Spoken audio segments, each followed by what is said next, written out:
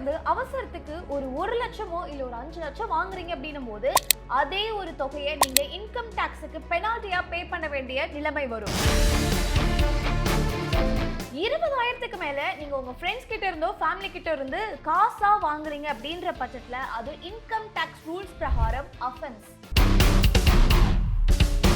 அண்ணன் தானே, அப்பா தானே, என் ஃப்ரெண்ட்ஸ் தானே அப்படின்னு நினைச்சு கூட நீங்க இதுக்கப்புறம் 20,000க்கு மேல கேஷ் வாங்குறீங்கன்ற பட்சத்துல உங்களுக்கும் பனிஷ்மெண்ட், அவங்களுக்கும் பனிஷ்மெண்ட். இந்த புது இன்கம் டாக்ஸ் ரூல்ஸ்ல என்னெல்லாம் சொல்றாங்க, இதனால யாருக்கு என்ன மாதிரியான சிக்கல் வரும், இதுல இருந்து தப்பிக்கிறதுக்கு என்ன மாதிரியான விஷயங்கள் பண்ணணும், எதெல்லாம் செய்யணும், எதெல்லாம் செய்யக்கூடாது அப்படின்ற பல விஷயங்களை தான் இன்னைக்கு இந்த வீடியோல முழுமையா தெரிஞ்சுக்க போறோம். அதனால இந்த வீடியோவை கடைசி வரைக்கும் ஸ்கிப் பண்ணாம பாருங்க. பாஸ்வாலா டெய்லி தமிழ் நேயர்களுக்கு வணக்கம். நான் மதுமிதா. ஒரு நிமிஷம் இமேஜின் பண்ணி பாருங்க, உங்க வீட்டில் ஒரு எமர்ஜென்சி சுச்சுவேஷன், இல்லை திடீர்னு ஒரு ஃபங்க்ஷன் வருது, போய் செய்யணும், கையில் காசு இல்லை, அந்த மாதிரியான நேரத்தில் ஒரு பேங்க்குக்கு போய் லோன் எடுக்கிற ப்ராசஸில் ரொம்ப பெருசாக இருக்கும். டாக்குமெண்டேஷன்லாம் முடிச்சு அந்த கைக்கு அந்த காசு வருது அப்படின்றது ஒரு பெரிய ப்ராசஸாக இருக்கும். உடனே என்ன பண்ணுவோம், நமக்கு தெரிஞ்சவங்க கிட்டயோ இல்லை ரொம்ப ஒரு க்ளோஸான ஒரு நபர்கிட்ட என்ன பண்ணுவோம், காசு கைமாத்தா கேட்போம் இல்லையா. நான் ஒரு 2 மாசத்துல திருப்பி கொடுத்துட்றேன், இல்லை ஒரு வருஷத்துல எனக்கு வட்டி கூட வாங்கி கொடுப்பா, நான் இதை திருப்பி கொடுத்துட்றேன் அப்படின்ற ஒரு சுச்சுவேஷன்ல என்ன பண்ணுவோம் அப்படின்னா, ஒரு 20,000க்கு மேல ஒரு லட்சமோ ஒரு 5 லட்சமோ யாருக்கிட்டையோ கைமாத்தா காசு வாங்குறோம் அப்படின்ற பட்சத்துல கைக்கு காசு வந்த அடுத்த நிமிஷம் உங்க வீட்டுக்கு இன்கம் டாக்ஸ் நோட்டீஸ் வர்றதுக்கான வாய்ப்பு இருக்கு. எஸ், உங்களுக்கு மட்டும் இல்லை, யார் உங்களுக்கு காசு கொடுத்தாரோ அவர் வீட்டுக்கும் இன்கம் டாக்ஸ் நோட்டீஸ் வரும். இது என்னங்க, இது புது பிரச்சனையா இருக்கு. ஒரு பேங்க்ல ஒரு டிரான்சாக்ஷன் பண்றோம், ஒரு பெரிய அமௌண்ட் ஒன்று பண்றோம் அப்படின்ற பட்சத்தில் அது ஒரு டாக்குமெண்டா இருக்கும். அந்த மாதிரியான இடங்கள்ல இந்த மாதிரி ஒரு இன்கம் டாக்ஸ் நோட்டீஸ் வருது அப்படின்னும் போது ஒரு நியாயமான விஷயமா இருக்கும்.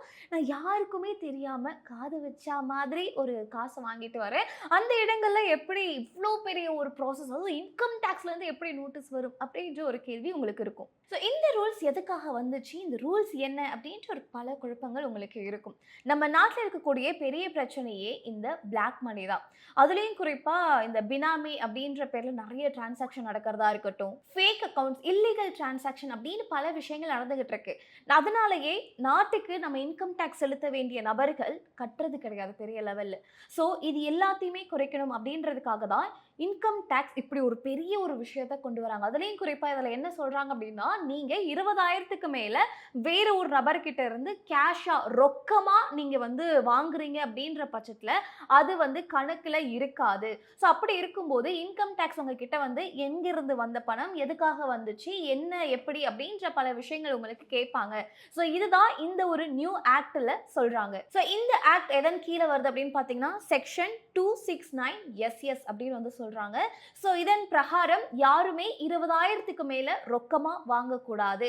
ஒருவேளை அப்படி வாங்குறீங்க அப்படின்ற பட்சத்துல அது இன்கம் டாக்ஸ் ரூல்ஸ் பிரகாரம் இல்லீகல், அதாவது ஒரு சட்ட குற்றம் அப்படின்னு கூட சொல்லலாம். ஒருவேளை நான் அவசரத்துக்கு வாங்கிட்டேன் அப்படின்ற பட்சத்தில் என்ன ஆகும் அப்படின்னு பார்த்தீங்கன்னா, உங்கள் மேலே இது ஒரு அஃபென்ஸ் அப்படின்ற பேரில் உங்கள் மேலே ஆக்ஷன் எடுப்பாங்க. உங்கள் வீட்டுக்கு இன்கம் டேக்ஸ் நோட்டீஸ் வரலாம். அதன் பிரகாரம் நீங்கள் எவ்வளவு, அதாவது 20,000க்கு மேலே நீங்கள் எவ்வளவு காசு வாங்கினாலும், ஃபார் எக்ஸாம்பிள் ஒரு லட்சம் வாங்குறீங்க அப்படின்னும் போது அவங்கக்கிட்ட அந்த 1 லட்சத்தையும் வாங்கிப்பாங்க. கூடுதலாக எவ்வளவு அமௌண்ட் நீங்கள் அவங்கக்கிட்ட இருந்து வாங்குறீங்களோ அந்த அமௌண்ட் உங்களுக்கு பெனால்ட்டியாகவும் வரும். 1 லட்சத்தையும் நீங்கள் திருப்பி கொடுத்துடணும், 1 லட்சம் நீங்கள் பெனால்ட்டியாகவும் கட்டுற ஒரு சுச்சுவேஷன் வரும். அப்போ நினச்சி பாருங்கள், ஒரு 5 லட்சம் வாங்குறீங்க, 10 லட்சம் வாங்குறீங்க அப்படின்ற பட்சத்தில் அந்த இடத்துல உங்களுக்கு 5 லட்சம் பெனால்ட்டி, அதே 10 லட்சம் உங்களுக்கு பெனால்ட்டியாகவும் வரும். ஸோ வாங்கின காசும் போச்சு, கையிலிருந்து கொடுக்க வேண்டிய காசும் கொடுக்க வேண்டிய ஒரு சுச்சுவேஷன் உங்களுக்கு வரலாம். ஸோ இப்போ இந்த இடங்கள்ல யார் யாருக்கெல்லாம் சிக்கல் வரும் அப்படின்னு பார்த்தீங்கன்னா, உங்களுக்கு ஒருத்தர் காசு கொடுத்துருப்பாரு இல்லையா, உங்கள் ஃப்ரெண்டாக இருக்கலாம், இல்லை உங்கள் அப்பாவாக இருக்கலாம், யார் வேணாலும் இருக்கலாம். அவர்கிட்ட ஃபர்ஸ்ட் என்ன கேட்பாங்க அப்படின்னா, இந்த காசு 1 லட்சம் அவங்க பையனுக்கு நீங்கள் கொடுத்தீங்களே, இந்த காசு உங்களுக்கு எப்படி வந்துச்சு, உங்களுடைய பேங்க் ஸ்டேட்மெண்ட் கொடுங்க, வித்ட்ராவல் ஸ்டேட்மெண்ட் கொடுங்க, இந்த சோர்ஸ் உங்களுடைய ஜென்யூனான சோர்ஸ் அப்படின்றதுக்கான எல்லா ப்ரூஃபும் கேட்பாங்க. அதே மாதிரி உங்ககிட்ட நீங்கள் 1 லட்சம் வாங்கினீங்க இல்லையா, 1 லட்சம் எதுக்காக வாங்கினீங்க, அது எப்படி வந்துச்சு உங்ககிட்ட அப்படின்ற எல்லா இதுவுமே கேட்பாங்க. நீங்கள் சொல்லலாம், இல்லைங்க நான் முன்னாடி கொடுத்து வச்சிருந்தேன், அதை தான் நான் திருப்பி வாங்கினேன் அப்படின்னா, அப்போ நீங்கள் முன்னாடி கொடுத்தீங்களா அதுக்கான இன்கம் சோர்ஸை கொடுங்க அப்படின்ற மாதிரி எல்லா டீட்டெயில் டீடைல்ஸும் எல்லா டேட்டாஸுமே நீங்க சப்மிட் பண்ற மாதிரி இருக்கும் இன்கம் டாக்ஸுக்கு. இப்போ அடுத்த கேள்வி இருக்கும், நாங்க காதும் வச்ச மாதிரி ஒரு காசை வந்து வாங்குறோம், ஒரு இடத்துல செலவு பண்றோம், இது எப்படி இன்கம் டாக்ஸுக்கு தெரியும், இது எப்படி அதை தெரிஞ்சுக்கிட்டு எங்களுக்கு வந்து இன்கம் டாக்ஸ் நோட்டீஸ் அனுப்புவாங்க அப்படின்னு ஒரு கேள்வி உங்களுக்கு இருக்கும். ஃபார் எக்ஸாம்பிள், இப்போ நான் ஒரு வீடு வாங்கணும்னு நினைக்கிறேன், என்கிட்ட வந்து கையில கேஷ் இல்லை, நான் ஒரு 10 லட்சம் எங்க அப்பா கிட்ட இருந்து ஒரு அவசரத்துக்கு கொடுங்கப்பா அப்படின்ற மாதிரி கேட்டு வாங்குறேன். இது எங்க 2 பேருக்குள்ள இருக்கக்கூடிய ஒரு கான்வர்சேஷன். எங்க 2 பேருக்கு மட்டும்தான் தெரியும். அவர் காசு அரேஞ்ச் பண்ணி எனக்கு கொடுக்குறாரு, நான் அதை வச்சு ஒரு லேண்டையோ ஒரு ப்ராப்பர்ட்டியோ ரெஜிஸ்டர் பண்றேன் இல்லையா. இப்போ நான் லேண்ட் ரெஜிஸ்டர் பண்றேன் இல்லையா, அந்த இடங்கள்ல ஒரு பல்க் அமௌண்ட்டை நான் வந்து கட்டி தான் ரெஜிஸ்டர் பண்றேன். அப்படி இருக்கும்போது அப்போ இன்கம் டாக்ஸுக்கு ஒரு சந்தேகம் வரும். என்ன இவங்க ஒரு பெரிய அமௌண்ட்டை வந்து டிரான்சாக்ஷன் பண்ணியிருக்காங்களே, ஒரு ப்ராப்பர்ட்டியில் இன்வெஸ்ட் பண்ணியிருக்காங்க, எங்கேருந்து உங்களுக்கு இந்த 10 லட்சம் வந்துச்சு அப்படின்னு என்கிட்ட வந்து கேட்கறதுக்கான வாய்ப்புகள் இருக்கு.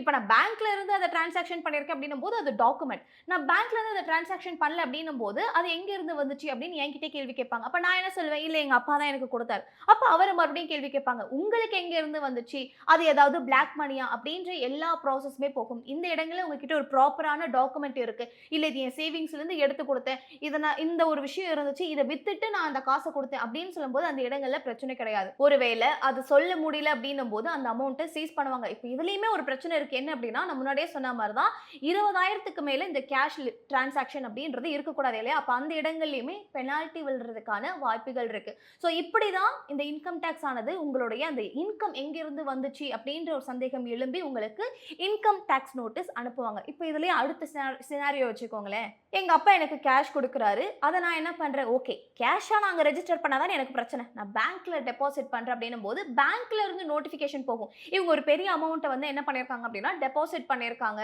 இது எப்போதும் இந்த ஒரு பெரிய அமௌண்ட் அவங்களுடைய சோர்ஸ்லேயே கிடையாது, பட் டெபாசிட் பண்ணியிருக்காங்க அப்படின்னு பேங்க் மூலியமா இன்கம் டேக்ஸ் டிபார்ட்மெண்ட்டுக்கு ஒரு நோட்டிபிகேஷன் ஆனது போகும். அதன் மூலியமாவும் உங்களை தேடி வரதுக்கான வாய்ப்புகள் இருக்கு. அடுத்து ஆனுவல் இன்ஃபர்மேஷன் சோர்ஸ் அப்படின்னு சொல்றாங்க. ஸோ இதுல வந்து எப்போதுமே ஆனுவல் இன்ஃபர்மேஷன் சோர்ஸ்ல என்ன பண்ணுவோம், நிறைய டிரான்சாக்ஷன்லாம் நடக்கும், லாஸ்டா வந்து ஐடிஆர்லாம் ஃபைல் பண்றோம் அப்படின்ற பட்சத்தில் நிறைய டாக்குமெண்டேஷன்லாம் இருக்கும் இல்லையா. அந்த மாதிரியான நேரங்களில் என் கணக்கிலே இல்லாத ஒரு அமௌண்ட் வந்து என் அக்கௌண்ட்ல இருந்திருக்கு, அதை நான் செலவு பண்ணியிருக்கேன் அப்படின்னும் போது அந்த இடங்களில் சந்தேகம் வரும். என் வரவை தாண்டி எனக்கு செலவு அதிகமாக இருக்கு, என்னுடைய ஆனுவல் இன்கமே வந்து ஒரு 20 லட்சம்னு வச்சுக்கோங்களேன், ஆனால் நான் செலவு பண்ணது 25 லட்சமா இருக்கு, 30 லட்சமா இருக்கு அப்படின்னும் போது அந்த இடங்கள்லையுமே வந்து சந்தேகம் வரதுக்கான வாய்ப்புகள் இருக்கு. அதன் மூலியமாகவும் உங்களை இன்கம் டேக்ஸ் டிபார்ட்மெண்ட் தேடி வரதுக்கான வாய்ப்புகள் இருக்கு. இதுல அடுத்த சினாரியோ பாத்தீங்க அப்படின்னா, யாராவது பிசினஸ் பண்றாங்க அப்படின்னும் போது பிசினஸ்க்கு ஒரு காசு ஒன்று வாங்கியிருப்போம், இல்ல வேற வழியில வந்து அந்த என்ட்ரிலாம் நம்ம கரெக்டா ஃபாலோ பண்றோம் அப்படின்னும் போது அந்த இடங்கள்ல கரெக்டா ஆடிட் செக் பண்ணும்போது இது கொஞ்சம் எக்ஸஸா இருக்கு அப்படின்னு ஆடிட் மூலியமா போறதுக்கான வாய்ப்புகள் இருக்கு. இல்ல வேற யாராவது உங்களுக்கு பிடிக்காதவங்க, அவங்க நிறைய கேஷ் டிரான்சாக்ஷன்லாம் பண்றாங்கப்பா என்னன்ட்டு கொஞ்சம் பாருங்க இன்கம் டேக்ஸ் டிபார்ட்மெண்ட் அப்படின்னு சொல்லிட்டாங்கன்னா அதன் மூலியமாவும் உங்களுக்கு நோட்டீஸ் வர்றதுக்கான வாய்ப்புகள் இருக்கு. அப்ப நீங்க கேட்கலாம், ஸோ அப்போ இதுக்கப்புறம் கேஷ் டிரான்சாக்ஷனே இருக்கக்கூடாதா, வாங்கவே கூடாதா, அப்போ வாங்கினா இவ்வளவு சிக்கல் வருமா அப்படின்னு கேட்டால் நீங்கள் வாங்கலாம், நீங்கள் வாங்கக்கூடாதுன்னு யாருமே சொல்லலை. நீங்கள் கேஷாக வாங்குறீங்க அப்படின்ற பட்சத்தில் 20,000க்குள்ளே நீங்கள் வாங்கிக்க முடியும்.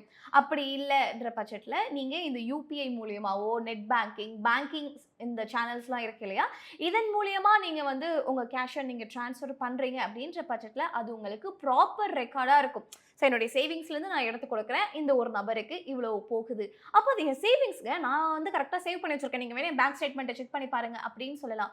வாங்கும்போது நீங்கள் வாங்குறீங்க அப்படின்ற பட்சத்தில் அவர் எனக்கு வந்து எடுத்து கொடுத்தாரு, அவருக்கு எப்படி இருந்து வந்துச்சு அப்படின்றத நீங்கள் அவர்கிட்ட கேட்டுக்கலாம். நான் இந்த அமௌண்ட் இவர்கிட்ட வாங்கினேன், இதுக்காக தான் பயன்படுத்தினேன் அப்படின்றத நீங்கள் என்ன பண்ணலாம், உங்களுடைய பேங்கிங் ஸ்டேட்மெண்ட் மூலியமாகவே நீங்கள் கரெக்டாக காட்டிடலாம். சப்போஸ் உங்கள் மேலே சந்தேகம் வந்து கேட்குறாங்க அப்படின்ற பட்சத்தில். ஸோ இந்த வீடியோ மூலயமா உங்களுக்கு நிறைய விஷயங்கள் இன்கம் டேக்ஸில் என்ன மாதிரியான நுணுக்கமான சட்டங்கள்லாம் இருக்குது, சப்போஸ் அதை ஃபாலோ பண்ணலைன்னா என்ன மாதிரியான சிக்கல்கள்லாம் வரும் அப்படின்ற பல விஷயங்கள் நம்ம வந்து பார்த்துருந்தோம் இல்லையா. கண்டிப்பாக உங்களுக்கு இது யூஸ்ஃபுல்லாக இருக்கும் அப்படின்ற ஒரு நம்பிக்கை எனக்கு இருக்குது. ஸோ இந்த மாதிரி இன்னொரு சுவாரஸ்யமான வீடியோவில் உங்களை வந்து சந்திக்கிறேன். Thank you so much. Brand partnership மற்றும் அட்வர்டைசிங் என்கொயரிஸ்க்கு brand@bosswala.com என்ற இமெயில் ஐடிக்கோ அல்லது 9108014192 என்ற வாட்ஸ்அப் எண்ணை தொடர்பு கொள்ளலாம். Bosswala, be the boss.